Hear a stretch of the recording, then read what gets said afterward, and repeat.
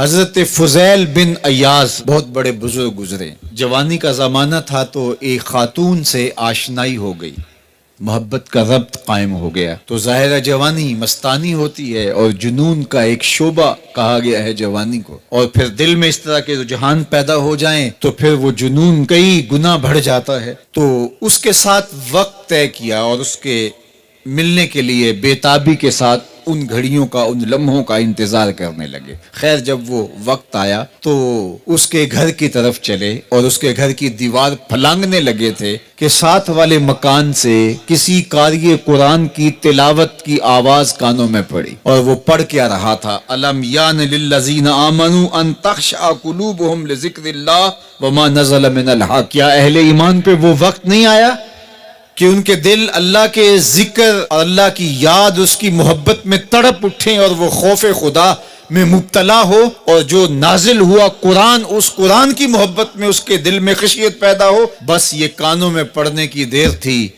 کہ دوبارہ گلی میں چھلانگ لگائی اور کہا میرے اوپر وہ وقت آ گیا ہے، اور جنگلوں کو روتے ہوئے نکلے. اور حضرت فضیل بن ایاز پھر ولیوں کے امام قرار پائے.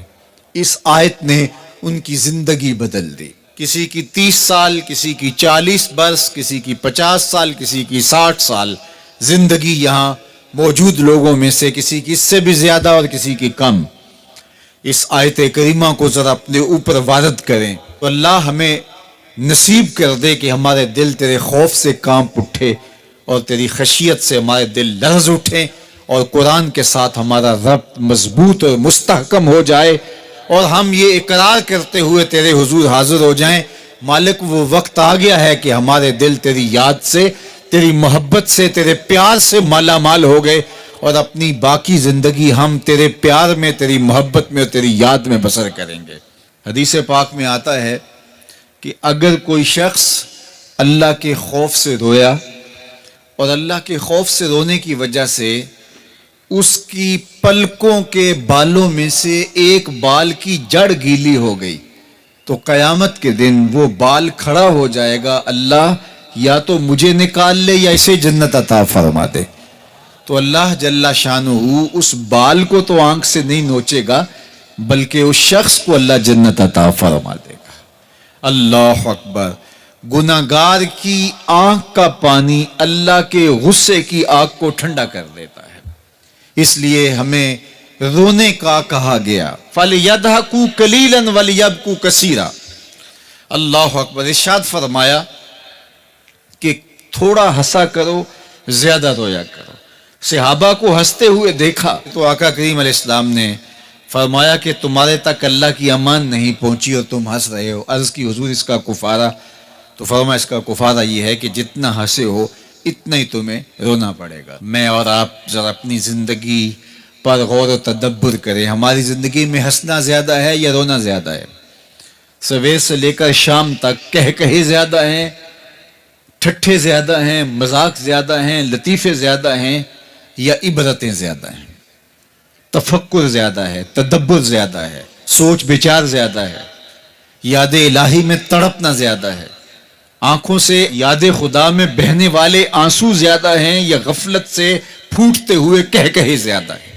مجھے اور آپ کو اپنی زندگی کا ضرور محاسبہ کرنا چاہیے. ٹھٹھوں سے، مذاق سے ہماری مجلسیں بھرپور ہوتی ہیں. ہم دن میں جتنا ہنستے ہیں کیا اس کا 10واں حصہ بھی ہم تنہائی میں بیٹھ کے اللہ کی یاد میں روتے ہیں؟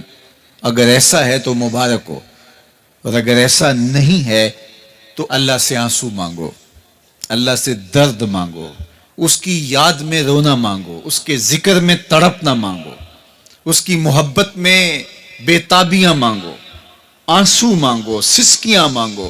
تڑپنے پھڑکنے کی توفیق دے، دل مرتضی سوز صدیق دے. اس کے حضور عرض کرو کہ مالک ہمیں تڑپ دے، ہمیں سوز و گداز دے، ہمیں کیف و سرور کی دنیا نصیب فرما دے، ہماری آنکھوں کو آنسوؤں کا جمال عطا کر دے. اور اگر ہماری آنکھوں میں آنسو نہیں ہیں، ہمارے پاس کہے ہیں، کہتے ہیں جو ہنستا ہوا گناہ کرے گا وہ روتا ہوا جہنم میں جائے گا، اور جس نے یہاں دکھ سہے، تکلیفیں سہی، آلام سہے، اس کے بدلے میں اللہ تعالیٰ اس کو وہاں راحتیں عطا فرمائے گا.